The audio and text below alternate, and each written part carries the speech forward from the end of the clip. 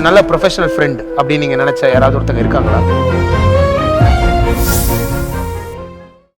அதனாலதான் அர்ஜுன் வீட்டுல சொல்லி மிரட்டி வச்சுட்டு வரணும்னு நினைச்சேன். ஆனா அவன் மட்டும் என் கையில கிடைச்சிருந்தான்னா சாத்துன்னு சாத்தி இருப்பேன். பயந்தாங்கோழி பையன் உள்ள போய் ஒளிஞ்சுக்கிட்டான். ஆனா அதே உனக்கு என்னதான் மகிழ்ச்சி மேல கோபம் இருந்தாலும் அவளுக்கு ஒரு பிரச்சனைனா துடிச்சு போறா ஆதி. இதுல இருந்தே நீ மகிழ்ச்சி மேல எந்த அளவுக்கு லவ் வச்சிருக்கன்னு தெரியுது. என்னதான் ஒருத்தவங்க அவங்களோட காதலை மூடி மறைச்சாலும் அது வெளியில வந்தே தீரும்னு சொல்லுவாங்க. அத நான் இன்னைக்கு மூலமா பாக்குறேன் ஆதி. இல்ல மதி, நீ தப்பா புரிஞ்சிட்டு இருக்க. அவ மேல எனக்கு கோவம் இருந்தாலும் உன்ன மாதிரி அவளும் எனக்கு ஒரு ஃப்ரெண்டு தான். உங்க 2 பேருக்கு ஏதாவது ஒண்ணுனா நான் பார்த்துட்டு சும்மா இருக்க மாட்டேன். நீ முதல்ல நம்ம ஃப்ரெண்ட்ஷிப்பையும் லவ்வையும் போட்டு குழப்பிக்காத. இல்ல ஆதி, நீங்க 2 பேரும் தான் குழம்பிக்கிட்டு இருக்கீங்க. எத்தனை நாளைக்கு தான் நீங்க இந்த கண்ணாமூச்சி ஆட்டத்தை ஆடுறீங்கன்னு நானும் பார்க்கத்தானே போறேன். நீங்க 2 பேரும் என்ன சொன்னாலும் சரி, நான் என் கழுத்துல இருக்கிற பாரத்தை இறக்கி வைக்க தான் போறேன்.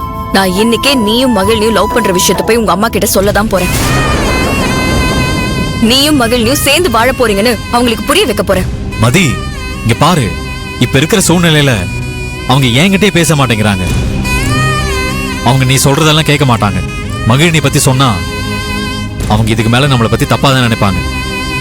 இங்க பாரு, தேவையில்லாம எங்க அம்மாட்ட பேசி அவமானப்படாத.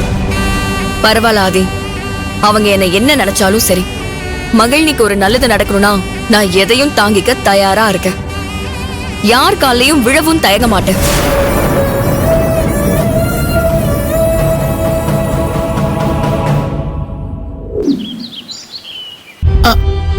மெதுவா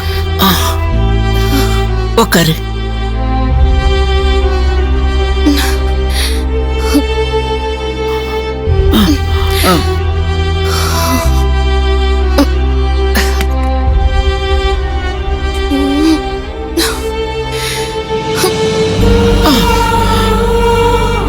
பாத்தியா மகிழ், இப்படி உனக்கு உடம்புக்கு முடியல.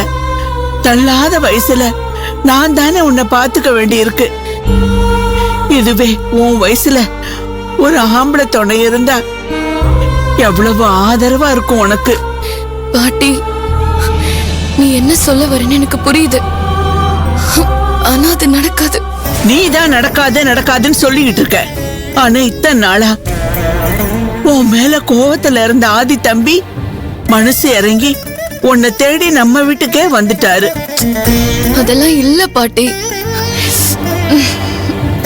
மதி ஆதி வற்புறுத்தி கூட்டிட்டு வந்திருக்கா. ஐயோ, இருக்கட்டும் மகிழ். எப்படியோ ஆதி இறங்கி தானே வந்திருக்காரு. ஆனா நீ மட்டும் ஏன் உச்சாணி கொம்புலயே இருக்க? அந்த அர்ஜுன் உன்னை கத்தியால குத்துனதும் ஆதி தம்பி எப்படி துடிச்சு போனாரு தெரியுமா? அவரே ஓடி போய் மருந்தெல்லாம் வாங்கிட்டு வந்து உன்னை நல்லா கவனிச்சாரு. ஆதி தம்பி உன்னை வெறுக்கிற மாதிரி இருந்தா எதுக்கு இதெல்லாம் பண்ணணும்? மகிழினி, இன்னும் அவருக்கு உன் மேல காதல் இருக்குதுமா. மதி எதுக்காக ஆதிய சமாதானப்படுத்தி இங்க கூட்டிட்டு வந்தா தெரியுமா? உன் மனசுல என்ன இருக்கு, எதனால நீ ஆதிய வெறுக்கிறேன்னு தெரிஞ்சுக்கிறதுக்காக தான். ஆனா அதுக்குள்ள இப்படி ஒரு சம்பவம் நடந்ததுனால உங்ககிட்ட பேச முடியாம போயிடுச்சு. சரி பாட்டி, ஆனது ஆயிடுச்சு. அதுக்கு நான் என்ன பண்ண முடியும்? நீ ஒன்னும் பண்ண வேண்டாம். மதி உங்க 2 பேரையும் சேர்த்து வைக்க தயாரா இருக்கா. நீ மனசு வச்சா போதும் மகிழினி. அவளே உங்க 2 பேரையும் சமாதானப்படுத்தி சேர்த்து வச்சிருவா. நீயும் அதையும் கல்யாணம் பண்ணிக்கணும் மகிழினி.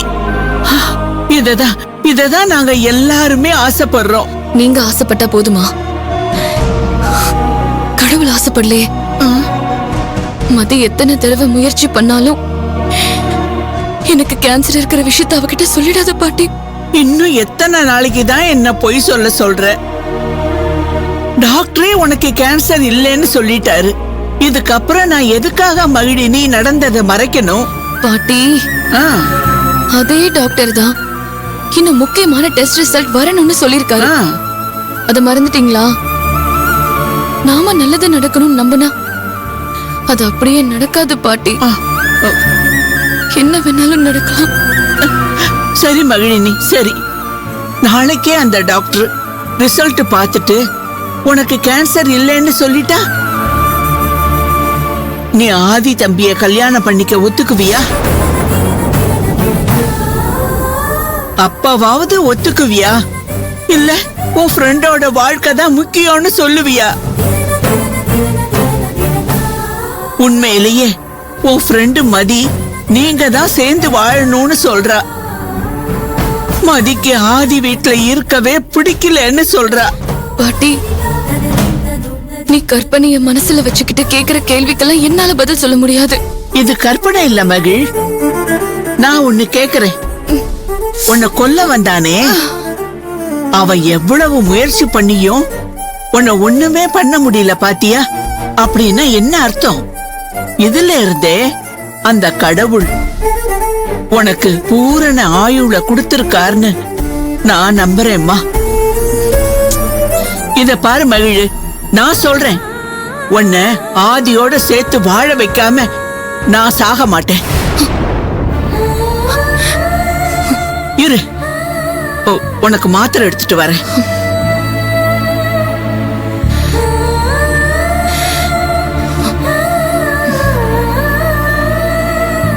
பாட்டி ரொம்ப நம்பிக்கையோட இருக்காங்க. ஆனா விதியை யாராலையும் மாத்த முடியாது.